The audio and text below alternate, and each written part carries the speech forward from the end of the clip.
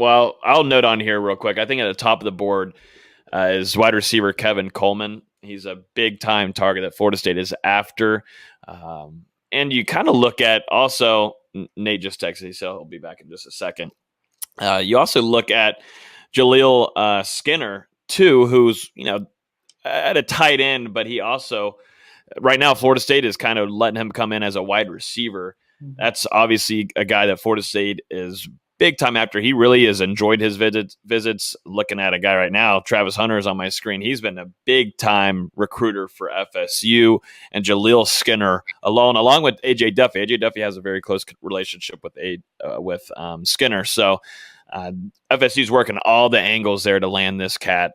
He's rated as the number one tight end in his class. But then going back to Kevin Coleman at wide receiver, as a true wide receiver, he also has that connection with AJ Duffy. Those guys are close. He also was close with or friends with Nico Markel, who was a previous FSU commit.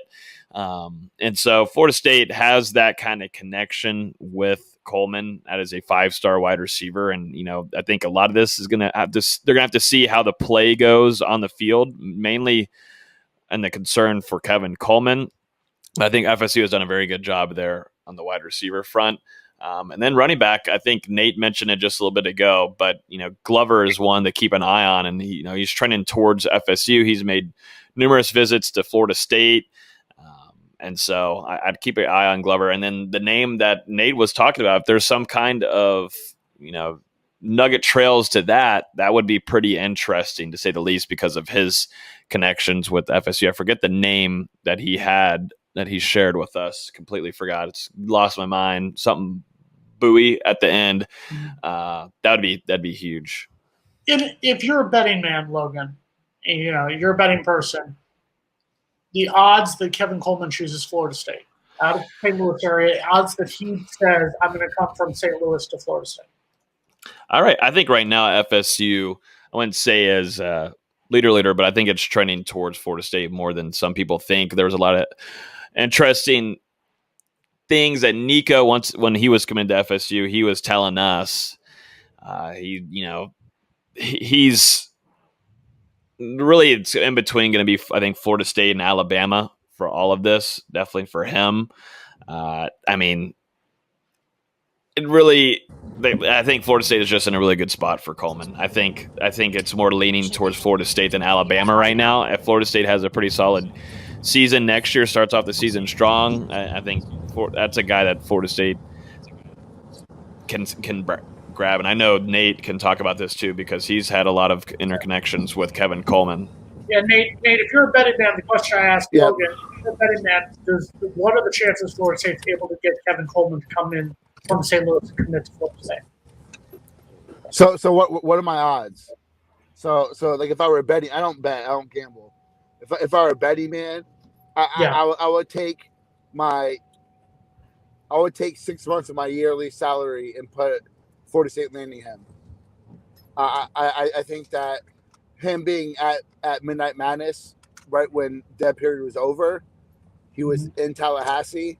I think that that says a lot. Florida State has been at the top of his recruitment for a while. He's a Florida State fan. He idolizes Peter Warwick.